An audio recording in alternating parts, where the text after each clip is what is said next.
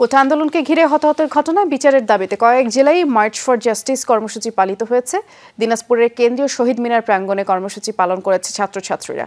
Ceylon family ব্লেন্ডের কড়ালিকার আর সতেজ স্বাদের perfect ব্লেন্ডে স্বপ্নেরা মিলুক টানা। দুপুর 1টায় বৈষম্য বিরোধী ছাত্র সমাজের ব্যানারে জেলা প্রশাসক কার্যালয়ের সামনে শিক্ষার্থীরা সমবেত হতে থাকে।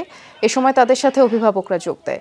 ছাত্রছাত্রীরা স্লোগান দেওয়া শুরু করলে সেখান থেকে কয়েকজনকে পুলিশ আটক করে নিয়ে যায় আর বাকিদের ধাওয়া দিয়ে ছত্রভঙ্গ করে দেওয়া হয়। সিলেটেও শিক্ষার্থীদের সাথে পুলিশের ধাওয়া পাল্টা ধাওয়া হয়েছে। দুপুরে বিভিন্ন দাবিতে শাহজালাল বিজ্ঞান প্রযুক্তি বিশ্ববিদ্যালয়ের গেট থেকে মার্চ ফর জাস্টিস কর্মসূচি শুরু হয়। এক পর্যায়ে মিছিল বের করে শিক্ষার্থীরা, যা নগরীর সুবিদ বাজার পৌঁছালে পুলিশ তাদের পথরোধ করে।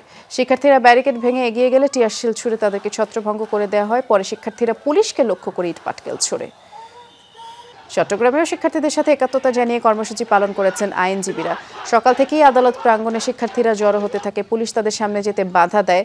পরে আইনজীবীদের সহায়তায় আদালত ভবনের সামনে তারা যান। সেখানে দাঁড়িয়ে প্রতিবাদ করেন শিক্ষার্থীরা এবং আইনজীবীরা। হামলার বিচার, হয়রানি বন্ধ সহ বিভিন্ন দাবি জানানো হয়।